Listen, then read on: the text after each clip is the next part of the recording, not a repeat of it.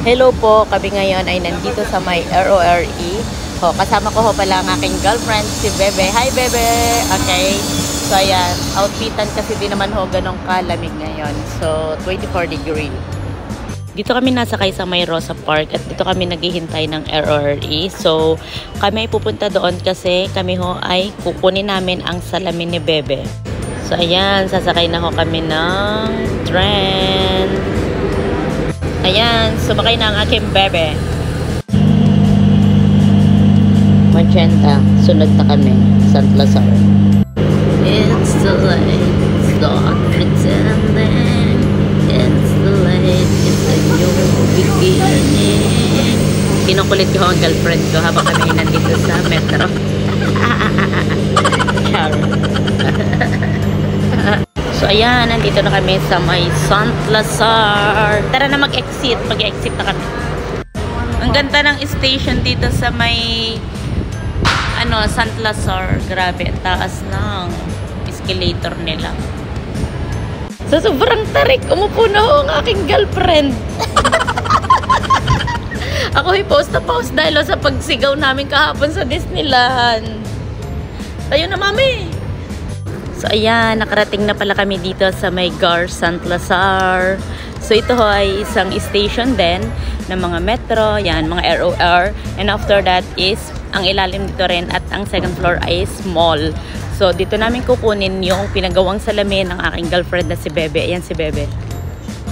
Di ba pagpasok niya agad, Pandora. Yan.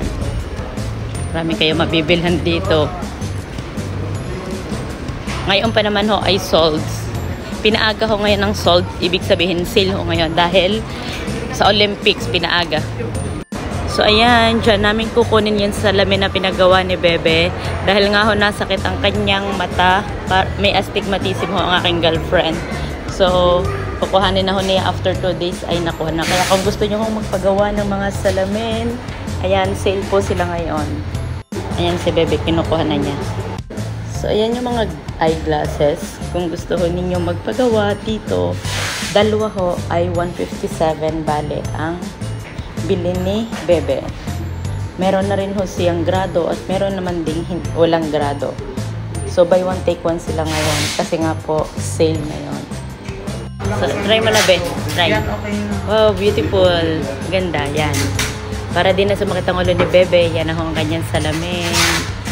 Kailangan po niya yan sa kanyang protection sa mata kasi ho, nasakit po ang kanyang mata kapag wala hong salamin pag nagsiselfone. So ayan na si Bebe. Okay na ang iyong paningin? Thank you Lord, naayos na rin. So at ayun nga, naglakad-lakad kami papunta sa may Galleries Lafayette kasi nga ho kami ay magtitingin-tingin ng mga damit dahil ngayon ay sale. So ayun, pumasok kami dito sa may Zara at kami nga ho ay titingin ng pabango agad ang aming napuntahan kasi gusto ko ay amoy Paris ako, charot. So ariho si Bebe nagtitingin ng kanyang mga damit at ubos na daw ang kanyang mga damit. So ayun, tapos na nga pala kaming mamili at binilhan ko ang aking tatay ng chinelas. And of course, bumili nga pala ako ng pabango. Yan ho ang binili ko, 10 point, 99 euro. At ito nga pala kay Bebe na pabango. Sobrang bango ho niyan, 22.95 euro lang. So ayun lang, bye bye, thank you for watching.